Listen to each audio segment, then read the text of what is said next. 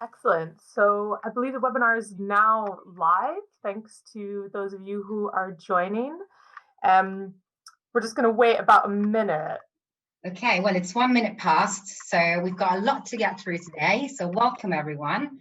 I'm Dr. Giulia Zampini, and I'm a senior lecturer in criminology and a member of the Women's Network, and I'll be chairing this session. This is a webinar, and it is part of a series on the theme of gender-based violence. So today we are lucky to have a wonderful panel with us who have been collaborating on a project looking at domestic abuse and the impact of the pandemic on gender-based violence and domestic violence services. So we'll hear from representatives of two organizations that have been involved in this project, as well as our own Camille Stengel. And we will basically, we'll have a presentation, then we'll watch a really short video, which contains some of the findings of the research project that's been carried out. And then we will have another presentation and then conclude with some reflections by the panel about the kind of broader implications of this project. And if time permits, we will have a short Q&A. And there is a Q&A function on Zoom. Hopefully you're all familiar with that. So feel free to use that with questions for the speakers. And and basically that's pretty much it. That's how this hour is going to go. We're going to conclude promptly at 1 p.m. But yeah, let me introduce the speakers. So today we have with us Rebecca. Rebecca is Head of Partnerships and Public Affairs at Solace Women's Aid, which is a leading violence against women and girls organization in London. And this organization has been in existence for 45 years and has been working with survivors of all forms of violence and abuse. Welcome, Rebecca. We also have Pragna. Pragna is the founder and director of Southall Black Sisters Center. Southall Black Sisters is a award-winning women's organization, which was founded in 1979. And it's basically about addressing the needs of Black and minority women who experience gender-based violence. Pragna is also co-founder of an organization called Women Against Fundamentalism. And we're so lucky to have her today. Thanks for coming, Pragna. Next, we have Marianne. I don't know if Marianne is here. Hi, Marianne. Sorry, your name is Camille, but you are Marianne. Welcome. Marianne is the managing director and chair of Justice Studio, which is a consultancy and research organization that specializes in social justice and also women's rights, and working with a variety of clients, including the UK government, UNICEF, and the Council of Europe. And finally, last but not least, Dr. Camille Stengel, who is my colleague and senior lecturer in criminology in the Faculty of Liberal Arts and Science at the University of Greenwich. And she's also a member of the Women's Network and Plus Early Career Research Network, and a member of the Gender, Deviance and Society Research Group. So yeah, here's our wonderful speakers. The last thing I'm going to say is that the work that these organizations do, organizations that have been involved in this project do, is really important. So, and today you're going to hear more about it, but I would encourage you, if you want to support the work of these organizations, to donate. And Camille is going to put up the links to the organizations and how to donate to these organizations and their work. We know how important this is in times of austerity and pandemic. So yeah, and that's it. That's me done. I'm going to now give the mic on to Rebecca. Thank you. Thanks, Julia. Yeah, and thank you for that introduction. So a little bit of Julia covered actually on who Solace is. So I'll just start off by saying, yeah, we're a London-based charity supporting women and children to build safe and strong lives and futures free from male abuse and violence. We're part of what is called the VAWG sector, or the violence against women sector, and I'll talk a bit about what we mean by that in a minute, which is rooted in feminist values and anti-discriminatory practice. And like many organisations, we started with running refuges in North London 45 years ago. And our mission overall is to end the harm done through violence against women and girls. I thought I wouldn't do a Chris Whitty here, but I'm sure I'm going to at some point to say, Camille, could we go a couple of slides, please? Thank you. And the next one, if that's okay. Next slide, please, is going to happen. Thanks, Camille. So what do we mean about violence against women and girls? We see that as there's a number of areas there. So that's domestic abuse, stalking and harassment, harmful practices, and by that we mean including female genital mutilation and so-called honour-based violence. So a collection of practices used to control behaviour within families to protect perceived culture and religious beliefs. So what we mean by all of that is these are manifestations of male dominance over women, and these affect individual women, but also the reality of male violence masks all women's lives, makes them smaller and afraid of rocking the boat.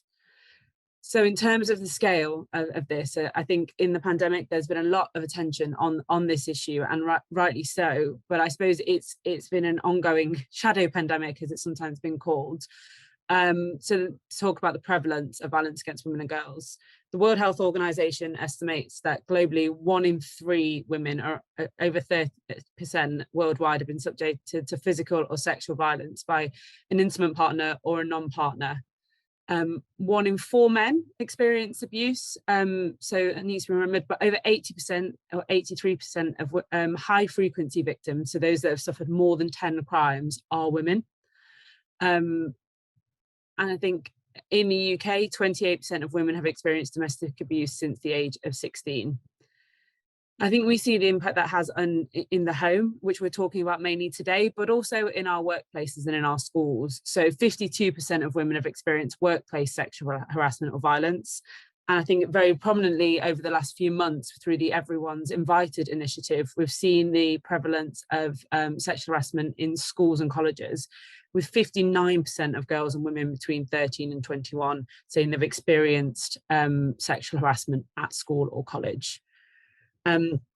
So what does Solace do to support women and to tackle violence against women and girls? So we have a range of services, and I'm not going to talk too much about these today, but to say we have an advice line, a Pan London advice line, and community services which support women with risk assessment and safety planning while living with an abuser or looking to leave an abuser. We have 22 refuges across London supporting nearly 1,000 women a year, which shared housing and intensive support to become independent and begin their road to recovery. We also provide therapeutic services through one-to-one counselling and group work to look at the impact that violence against women and girls has, and again, begin recovery. I think that's really important there, that support to allow women to live that independent life.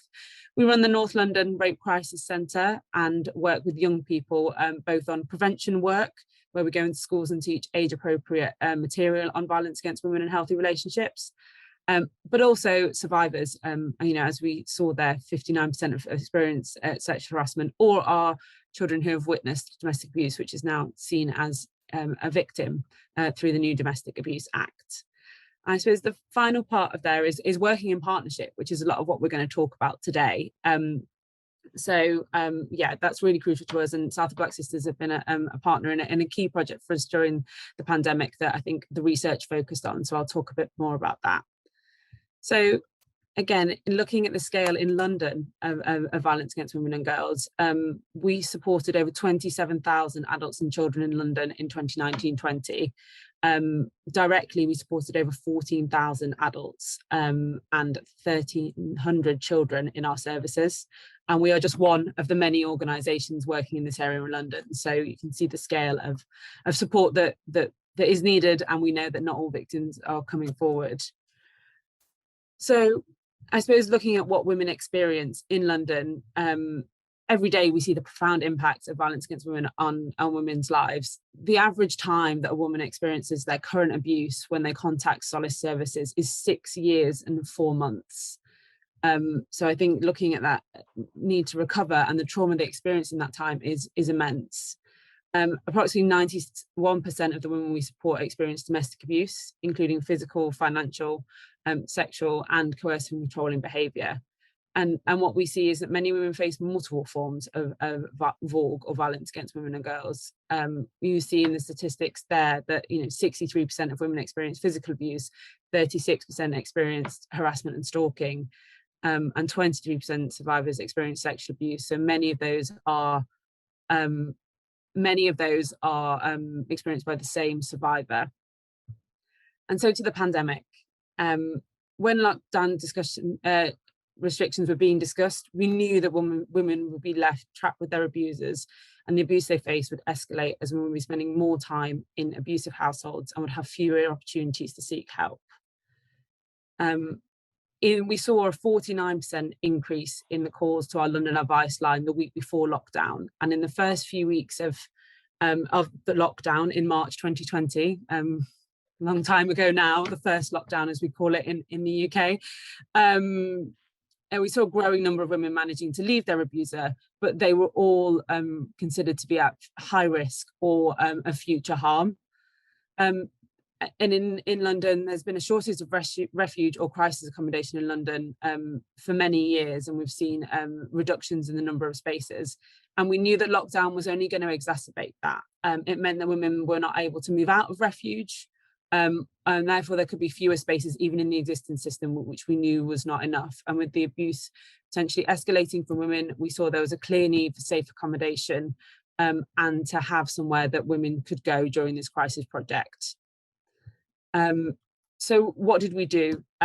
We were lucky to be funded by the London Mayor's Office for Policing Crime and a number of foundations to set up a groundbreaking project to support women during the pandemic, particularly those in crisis or fleeing abuse. We set up a 70-bed accommodation project in partnership with Southall Black Sisters, which ran to November. We weren't out of lockdown, and we certainly weren't out of crisis at that point, so we moved to a smaller project of 30. I think one of the things that I'm sure Pragna will talk about that was so crucial was that throughout this period, we've had a minimum of 25% of those spaces have been for women with no recourse to public funds or unable to access a number of statutory services who were supported by Southall Black Sisters. And I think what we see is quite groundbreaking about this model is that it was holistic. It gave crisis accommodation, it gave food, but it also offered therapeutic support in the project and counselling, as well as support from specialist refuge workers and workers who could look to support women when they look to resettle after their crisis period and when they wanted to move on. So I suppose, what have we done in that time? And I think Marianne and Camille will talk a bit about the experience for service users and survivors in that time. But the project itself has supported 160 women up to February 2020 to 2021. We're continuing, but that's the numbers at that snapshot. And 101 children of the women there as well, with accommodation and support. 66 of those women have had no recourse to public funds, women who otherwise would have faced incredible barriers to getting support and may have been left in destitution. And the needs of women during the pandemic in this project, but across Solace, have been, in terms of mental health needs, we've seen significant increases in the complexity of mental health needs and suicidal ideation. 43% of women in the project had mental health needs and 26% had language support needs. So that's a bit about the project. Just one more thing on wider for Solace, I suppose. The research project looked at May to November, but again, the pandemic was not over at that point. And one of the things we've seen is that actually a couple of the points where women have got a really in crisis and are able to contact services like Solace and SBS has been when schools have opened. So two of our highest peaks in call to our advice line were in September 2020 when schools opened. And again, in March 2021, when the schools reopened, we saw actually that we had 117% more calls to our advice line in March 2021 compared to March the previous year. So I think kind of the message really is that whilst we see restrictions generally for the UK moving backwards, we know that for many of the women that we support, that lockdown and the restrictions they face in their life have not stopped, and the need for support is only going to increase over the next few months as women come out of lockdown from a COVID perspective and have to and we want to support them with the trauma that they've faced over this really challenging time. Thank you, Rebecca, for that really sobering presentation. If I could invite Pragna to speak. Thanks, Pragna. Well, thank you very much. I'll just outline very briefly the work of Southall Black Sisters, which can be taken up again during discussion if there is time. I mean, the Southall Black Sisters has been going since 1979. We run an advice, advocacy, support, campaigning organization that provides holistic support to Black and minority women, certainly in the locality, but actually we have a national reach. Our national helpline receives around 6,000 calls a year from women all over the UK, and we handle about 600 cases a year. And all of these cases involve Black and minority women who've contacted us in the context of gender-based violence and related problems of homelessness, mental health trauma, poverty, destitution, increasingly immigration insecurities, homelessness, and so on. We really emphasize the need for holistic support and to combine that with campaigning, because we think that both have to go hand in hand, and they're both, our frontline work and our campaigning work feed off each other. The frontline work present us with the insights and the knowledge and the realities that that women face daily, and the campaigning side reflects those realities and seeks to effect more long-term change. And like Rebecca has said, the key fallout of the pandemic was the global rise in violence against women and girls. Not only violence, but also homicides, related homicides, and possibly related suicides. Though we don't really have a lot of statistics around suicides, certainly. From the start of the first lockdown on the 23rd of March, we began to receive really desperate calls from women. The referrals to us increased in line with other Vogue organizations. But what was really interesting was that we began to receive calls from women who were really fearful of being trapped in abuse. And I just want to give one quote to show just what their fears, what they feared, because more than anything, what was startling about their experiences and what they were telling us was their fear of being trapped in escalating coercive control.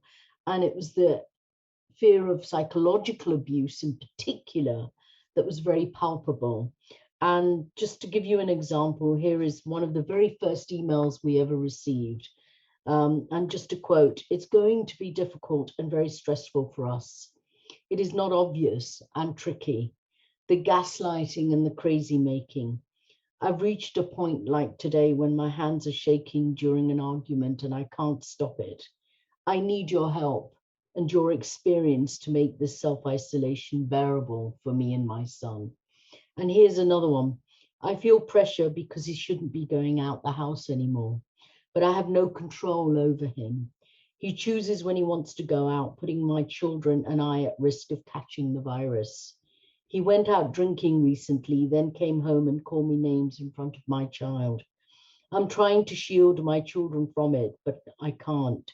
He does what he wants. It's a control thing. I feel depressed, alone. I can't call my family to come round anymore as I don't want to put them at risk. I'm getting more and more anxious.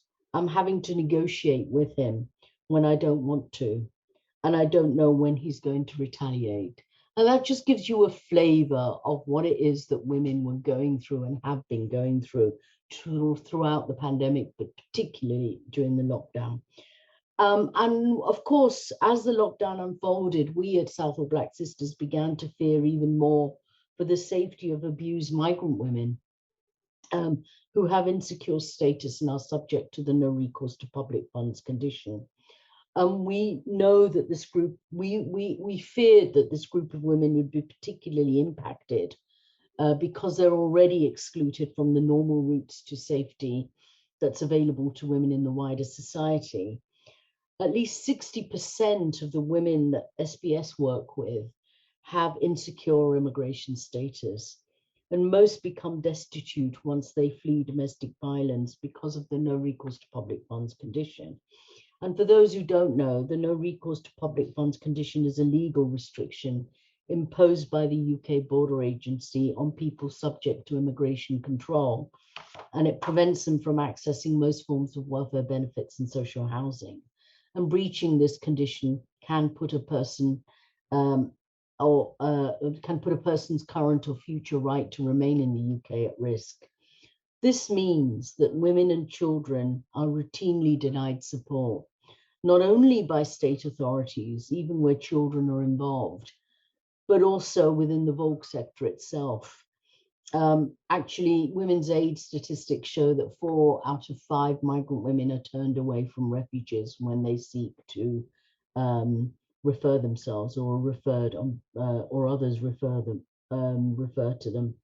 As a consequence, many abused women with no recourse who escape abuse not only face homelessness and destitution, but they're often forced to find other means of survival that can place them at other risk of harm, or they're forced to reconcile with abusive partners.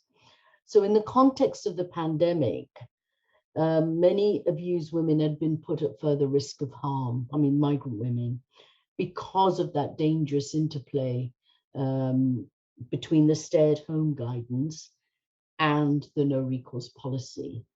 And I just want to quickly touch on the government's response. And Rebecca's talked about the project, so I won't go into too much about the project, but I do want to go into what led to the project, because I think that tells you what we're having to deal with as frontline organizations, which is not only the social and health impact, but also the wider political the landscape, the challenges that we face because of the political choices that are made. On 16th March, actually, last year, a coalition of organizations, including Southall Black Sisters, the Joint Council for the Welfare of Immigrants, Liberty, and Doctors of the World, wrote a letter to the then Home Secretary, I think it might have been the same one, asking for the no recourse condition to be lifted in the context of the pandemic. We received no response, and of course the no recourse condition was not lifted. And in the absence of any national plan of action from the government on Borg, on the 27th of March, we, as Southall Black Sisters, along with an organization called Compassion in Politics, wrote a letter to a number of leading hotel and hostel chains requesting free or subsidized accommodation for women and children fleeing abuse, in the same way that the government, we wrote because the government had made a scheme available to homeless people to house them in hotels as a result of the lockdown. And we wanted that same scheme to be extended to other vulnerable groups, including abused women. We wrote to the hotels, having received no response from the government, we wrote to the hotels and hostels to see if they would provide us. And we received an immediate and overwhelmingly positive response from large hotel chains and hostel providers. We then wrote back to the government saying, would they fund the hostel accommodation and ancillary costs, and they said no. As a consequence, on 27th April, we launched a legal challenge against the Ministry for Housing, Communities and Local Government for the failure to provide emergency funding for accommodation for domestic abuse survivors during the crisis. We argued that the failure constituted unjustified discrimination towards women, contrary to Article 14 of the European Convention on Human Rights, and was unlawful and in breach of the public sector equality duty contained in the Equality Act of 2010, I think it is. On the 2nd of May, 2020, 2 days before a reply to our letter was due, the Secretary of State for Housing, Communities and Local Government announced a £76 million package to support the most vulnerable in society during the pandemic. But there was no ring-fence funding for specialist BME services, and the funds also took time to be released. So it was in the light of that context that we succeeded in obtaining funding from MOPAC. In partnership with Solace Women's Aid, we set up the emergency hostel, which Rebecca has described. And what I would say is that the provision of such holistic support has been so vital to help women overcome their anxiety about their new surroundings, COVID-19, and their general distress caused by having to flee a dangerous situation, often with children. In total, since the project began in May 2020, we've been inundated with demand for accommodation and support. And I understand that at least half are turned away because we don't have capacity. Significantly, evaluations of the project show that BME women represent, which is Black and minority women and ethnic women, represent a significantly higher proportion of the referrals. They make up 63% of the total referrals made to the project, which is higher than the BME female population of London, which stands at 22%. And yet that is yet more indication that violence against women and girls have a disproportionate impact on BME women and girls. And the evaluations of findings of the project show that many of the women present with higher levels of complex needs and depression and anxiety. And many have really benefited from the enhanced holistic support that Rebecca talked about. Although sadly, this hasn't stopped some women from attempting suicide. And I would say that even to get 20 bed units for no recourse women was a battle. Initially, MOPAC was not keen on enabling us to use that accommodation for no recourse women. We had to battle to get those 20 bed units. On the positive side, the provision of accommodation and enhanced support services has led to increased feelings of safety, well-being, and improvement in mental health and physical health for many of the women and children, and high satisfaction levels have been reported. And I just want to end by saying that none of this would have been possible without a concerted effort on our part to compel the government to act. So whatever's been done has been done as a result of the struggles that have been waged, and the lack of political will on the part of the government. And what it does show is that the political choices that have been made since the beginning of the lockdown, the first lockdown, have not worked, have not been made in the interests of the vulnerable in our society, in the interests of women, or in the interests of the powerless. So COVID-19 pandemic is not only a medical crisis, but a social and political crisis.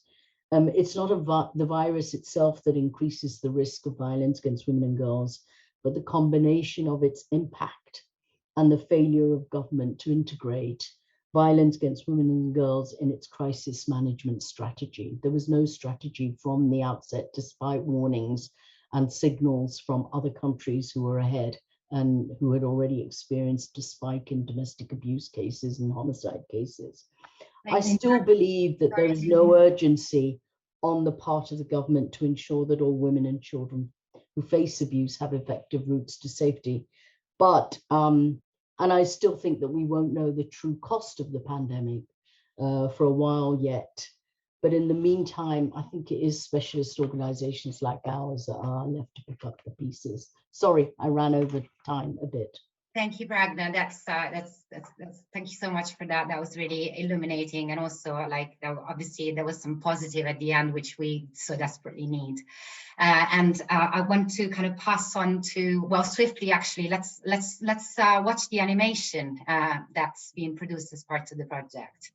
Yeah, thanks, Julia. So we're going to show a quick animation that summarizes the research findings that Solace and Justice Studio and myself did during the first lockdown that really touches on what Pragna was just talking about, Rebecca was just talking about in terms of needs and failures. So we're going to watch this very quick animation, and then Marianne and I are going to talk about the research that we did that I think really picks up on a lot of the threads we've already talked about so far. So yeah, Karen, when you're ready, if you could just play the animation, that'd be excellent. Thank you.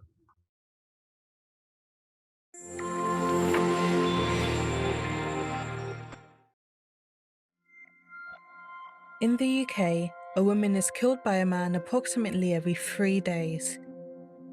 When the coronavirus pandemic hit, lockdowns were put in place to keep us safe. But sadly, for many women, their home isn't safe. Lockdown has had a profound impact on those escaping domestic abuse and those responding to their needs. To further understand the lockdown's impact, Justice Studio and Solace Women's Aid partnered on a piece of pioneering research with support from the University of Greenwich. Over summer 2020, they conducted interviews with survivors and refuge staff in London.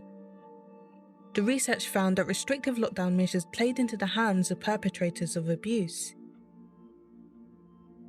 The lockdown didn't cause the abuse, but exacerbated the conditions in which survivors found themselves.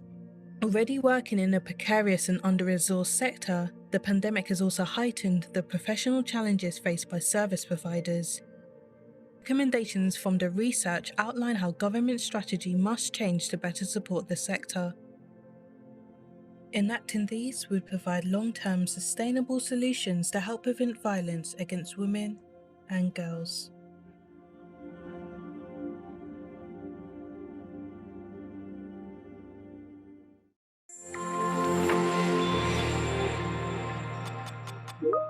So that's just a short animation that was made with the help of funding by the Early Career Researcher Network at the University of Greenwich that highlights some of the findings that we found from our research project. Next slide, please, Julia.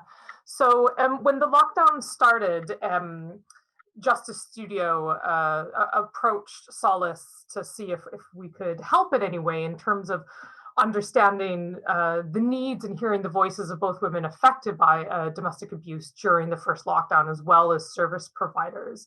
And Justice Studio conducted this research pro bono, and then I came on as a supporting partner. And this is an image from the report, and we'll provide a full link to the report later in the chat. Next slide, please, Julia. So as both Pragna and Rebecca have mentioned, there was a specific emergency project that came on as a part of the crisis, and then we came in and did some interviews with Justice Studio and Greenwich. Next slide, please, Julia. So what we wanted to do was ensure that the voices were heard of people experiencing this and understand the unique experiences that might occur during lockdown, both with those leaving domestic violence survivors, as well as also the staff. And we've heard, some of the impact already. So Marianne and myself, along with other members of Justice Studio, carried out different interviews with two different groups, with both women who were staying at this emergency hostel refuge accommodation, as well as with Solace staff members. So we interviewed both frontline staff members and management staff members, and we worked in collaboration with Solace to design our interview guide, recruit participants in the main languages of the clients, which was English, Arabic, Bengali, French, and Portuguese, and then to set up interviews being COVID secure, but also flexible in terms of having interviews online over video platforms and also sometimes in person at the hostel. We asked participants a variety of questions about how the pandemic impacted their life, for survivors, about if it impacted their experiences of living with their perpetrator, how they were able to leave domestic violence, the stay-at-home directive, if that impacted them, as well as if other issues impacted them. And for Solace staff, we asked about their client profile and how the pandemic had impacted their work, both in terms of challenges, but if there was any unexpected benefits or recommendations from lessons learned. And, we heard a bit, both Rebecca and Pragna has already talked about lessons learned that they've touched on. We we didn't collect demographic information systematically due to safety and trust concerns, but we did record them when participants did volunteer that. So 2 participants explicitly identified as being part of an ethnic minority group. That doesn't mean that there's not more people in our cohort that were, but only 2 people did. And 10 women who were in this emergency refugee accommodation mentioned not being UK nationals and dealing with some sort of immigration issues, or 5 people mentioned specifically no recourse to public funds. So this is not a representative study, but I think is a very poignant snapshot of some of the unique challenges faced by both survivors and service providers during the first UK lockdown. And as the video said, the main finding was that these issues already existed because of austerity, because of cuts to funding, because of long-term strategic thinking by the government to support this sector, and it was exacerbated during the lockdown. So now I'm going to pass it over to Marianne, who will just touch on a few key themes and quotes from the report. And like I said, we have the full report. We'll link to it through the chat, so you can read it at another time. But we just want to highlight a few of these quotes now. So over to you, Marianne. Hi, thank you so much, Camille. Yeah, hi everybody, and I'm just going to talk a bit about some of the findings that we had in the research very briefly. First of all, one of the key things was that, in line with all of the fears that were coming out of the domestic abuse sector, and that Pragna and Rebecca kind of mentioned at the beginning of this kind of event, there was lots of worries that the stay-at-home orders would play into the hands of the perpetrators, who were already making the survivors' lives difficult, and that it would kind of help them in terms of being able to, have more control or surveillance and coercion. And the findings of our research show that this was the case. So the lockdown measures did play into that control. Although we are kind of conscious the whole time in the fact that when we were doing this research, we were speaking to people who have actually survived. So again, a very small minority of people in general, but also those who have managed to survive, and those not, who kind of had an even worse situation where they may not have survived it at all, or may still be in those circumstances. Of those people that we did speak to, they were able to say that the lockdown did exacerbate the conditions that they were living under. They didn't cause the conditions, but they exacerbated them. And as this quote shows, the survivor was saying that the coronavirus did not bring about our problems. What coronavirus did was locked us in a house together for a long period of time, whereby his aggressive nature and his controlling nature just had room and wings to fly and do whatever he wants. And we found that this was the kind of pattern that we were seeing in the people that we spoke to.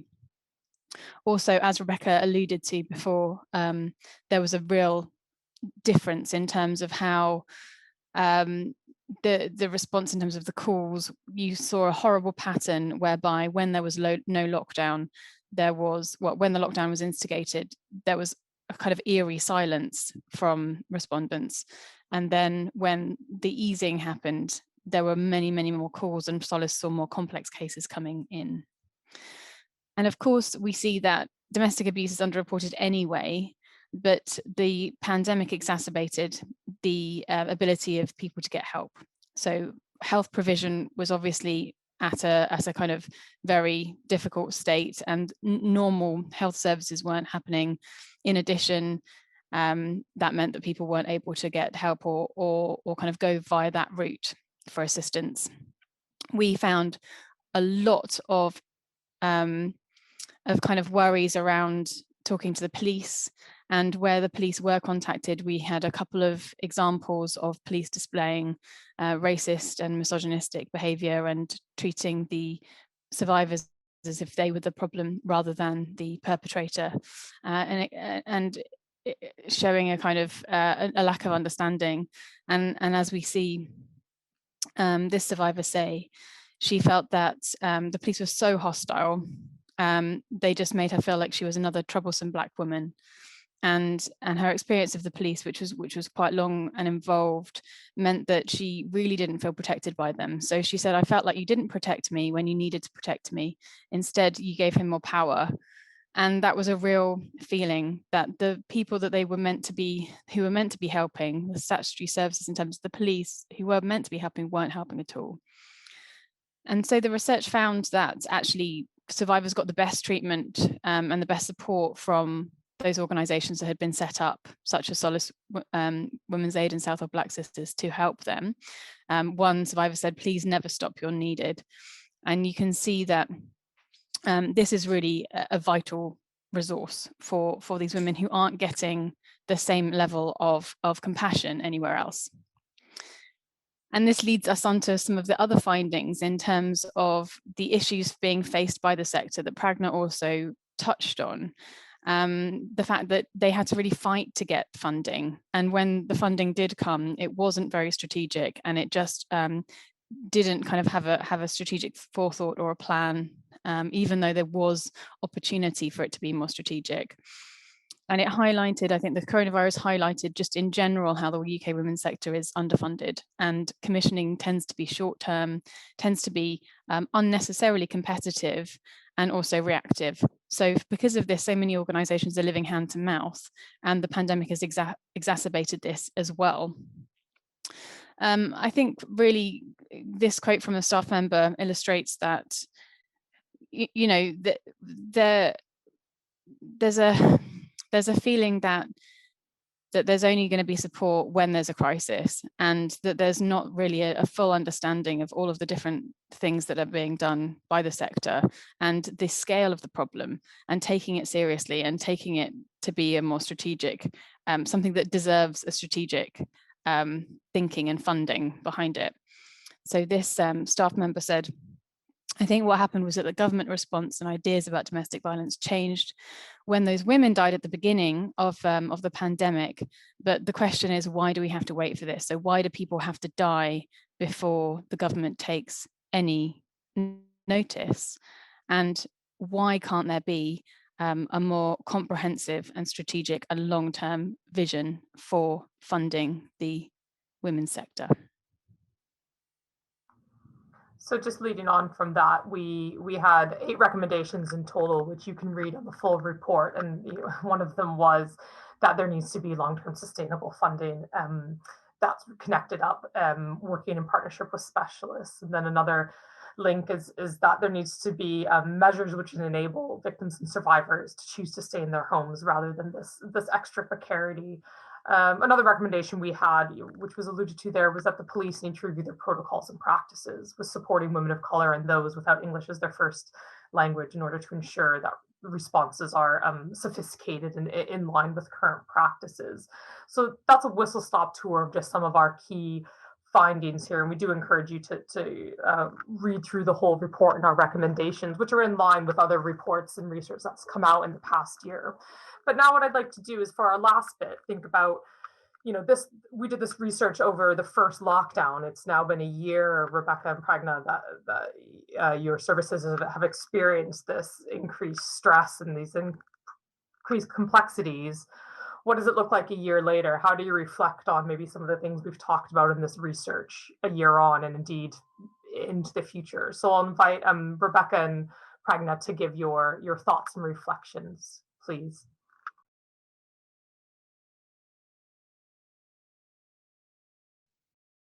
Because I started last time, do you want to go first this time? I don't mind. I think what immediately comes to mind is a year later, we've got the Domestic Abuse Bill that's been, the Domestic Abuse Act that's just been passed. And yet it's full of holes. It's a flawed piece of legislation that doesn't work for all women. And there are many people here who probably know about the campaign that Southall Black Sisters, Step Up Migrant Women campaign, and others, Latin American Women's Rights Service, and other organizations have waged throughout the whole of the passage of the bill, the Domestic Abuse Bill, to get more protection in for migrant women.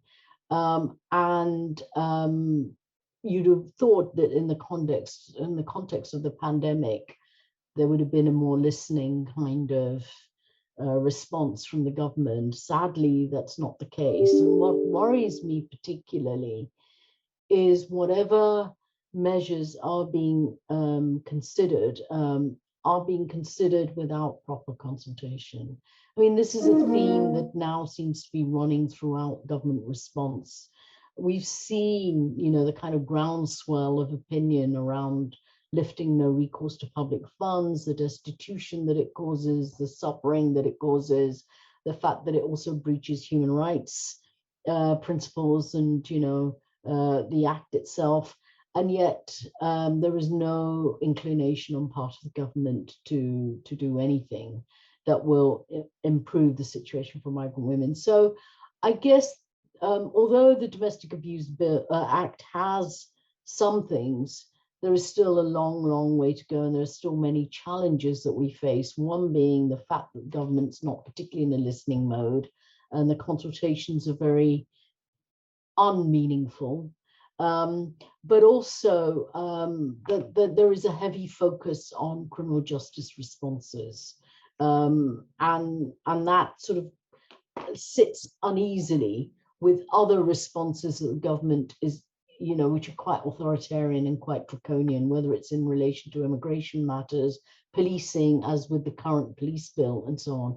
So we constantly have to tread this minefield of trying to improve situation for all women in the context of violence against women, and then finding ourselves slipping backwards because other measures are being introduced that also impact on violence against women and girls, but which take us backwards.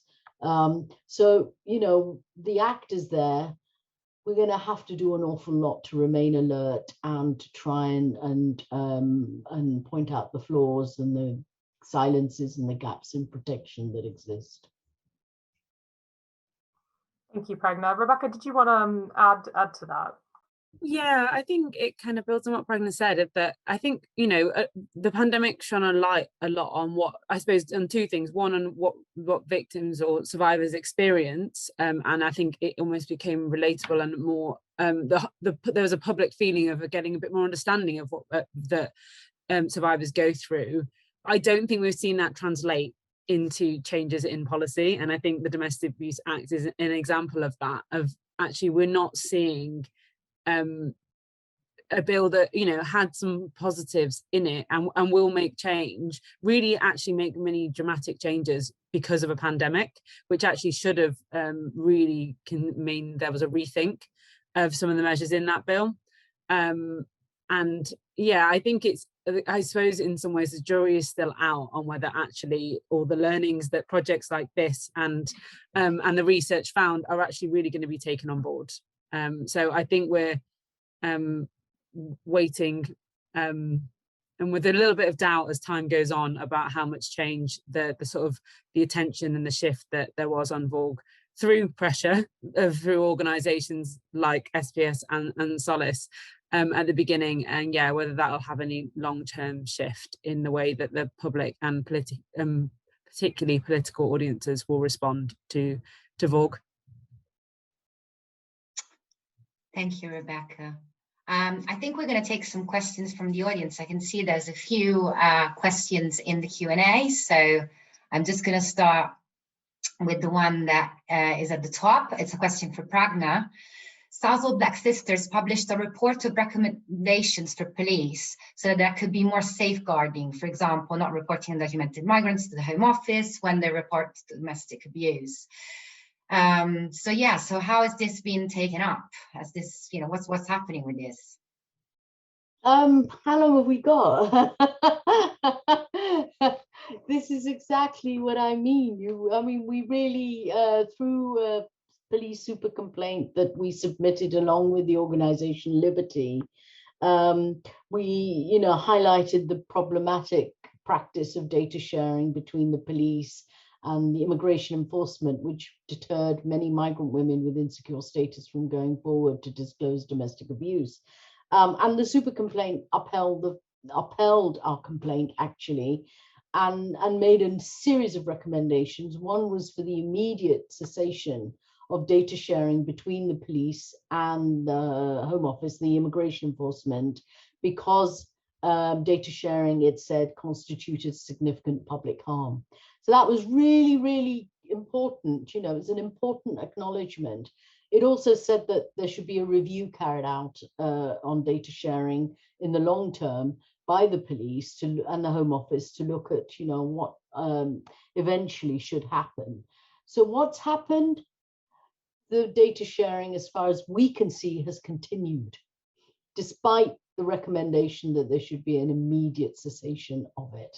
So we've just this week, sent a letter to those who conducted the police super complaint, the investigation into our complaint, saying what's happening, why is this practice not stopped? And secondly, the long-term review that was also recommended also was supposed to be done in consultation with specialist organizations like ours. And lo and behold, they had 6 months to produce the review. They produced the review and 2 weeks before publishing decided to hold a consultation with women's organizations. So again, many organizations have kicked up a fuss saying this is not meaningful. This comes at the end. This doesn't allow us to inform the review. And what's happened is that they've now decided, as a result of that outcry, to extend the period of review by another 6 months. What a waste of time. What a waste of time, when they knew right from the beginning they should have entered into consultation if they were serious about this. So, the battles continue. This is what I mean. We had this wonderful result from the first ever police super complaint that we submitted, which said that, data sharing constituted significant public harm. Could not be more clearer. And yet, nothing is what it seems, is it? And that's what I mean, is that we continuously have to stay alert, to be vigilant, and to monitor, even when you get good results, that it's implemented in the way that it should be. Yeah, thanks, Pragna. Does anybody want to add to this? Rebecca, do you want to add anything? Okay. I'm the expert on this. defer to Pragna's expertise on this. I've got another question from Mandy. I'm not sure I fully understand the question, but let me just have a go. Regarding survivor safety planning, given the issues highlighted about limited refuge, police responses, and lockdown conditions, are you able to talk about any experiences with working with survivors who have been named on a DVPNO, where the P is removed from the home in terms of service users and service providers' perspectives? Increase, decrease, good practice, general issues? Does anybody have any answer for this? Sorry, I think we probably can't be as specific as the question is, but I suppose a lot of the things we do is supporting women in the community. Not refuge is not suitable for all women, and it's not what they necessarily want either. And so we have services that work in the community to try and support women with safety planning, or if they can, and if it is possible, to stay in their own home. It isn't easy to do that, and there are a lot of kind of legal challenges with that, but also I think getting the support from statutory services to do so is difficult. Housing's always a challenge for survivors, and actually we have seen that through the pandemic that it's been even more difficult sometimes to get survivors housing that is suitable for them, whether for some it is staying in their own home and some it isn't.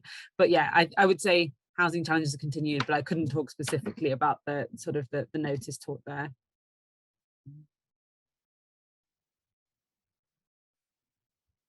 I think that I'm going to conclude with just picking this one question. How can we help with this political pressure? Rebecca is asking. I think it strikes me that this is not an accident, it's structural racism and sexism. How can we, as academics and researchers, help? And I guess, all as communities. I think this is ending on a kind of empowering note, hopefully. I think that from an academic and research point of view, gathering the evidence is so critical, isn't it? It's the basis for any kind of legitimate response that we can make to what's going on. So I think often that the weakness in our positions is usually the evidential base for what we say. We're able to provide really great anecdotal information, but often you know, not systemic kind of research, stats, data, information. So I think that is the obvious contribution, but I think doing so in partnership makes a lot of sense with the sector, rather than sort of doing it as silos, because I think that collecting information, understanding the realities requires a partnership. It requires expertise on both sides. And so I think that's the way to go. But ultimately, I think that we've got to all, whether we're activists or service providers or academics, I think we do have to acknowledge that we've got to be locating ourselves within a wider feminist struggle, because it is a feminist struggle. What we're talking about is gender inequality, patriarchal, you know, sort of relations that need to be overturned and to transform society along more egalitarian lines. So we've got to talk about, we've got to locate ourselves within wider feminist struggles for change and wider social justice sort of movements, because it is only when we can all rise up as women that I think we can bring about transformation. But we've got to make sure that, you know, all women rise up and that we're talking about transformation for all women. Well said. Thank you. Thank you, Pragna. I'm like, yes. I think we're going to wrap up purely because, you know, I think it's been an excellent session, and I think sort of ending on a high note, empowering note is probably the best thing we can do at this point. I want to thank the speakers so much for taking the time to come and talk about their perspectives on this. This is so important. And as Pragna said, we need to talk about this more. We need to make noise about this. And I also, you know, as you know, services are severely underfunded. Austerity has really, you know, kind of slashed our ability to support and help and make change. So again, if I could invite you to, if you can, donate to these organizations and support their work, because otherwise, you know, they'll, you know, it is a struggle. The struggle is real. So yes, and yeah, links to the report of the research and the animation are going to be made available once again for you in the chat. A recording of this session will be available as well. So if you sort of missed it, or if you want to kind of go back to it. And of course, visit the websites of the organizations for more information. Some of the data and statistics will be there as well. And finally, thanks to the Women's Network for hosting this session. And we'll have more sessions on gender-based violence. So obviously, if this is something that you care about, keep coming back. And yeah, and that's it. Thank you so much, everyone. And thank you to all the speakers. And this has been really important. Thank you. Thank Thank you. you. Thanks very Everyone, much. take care.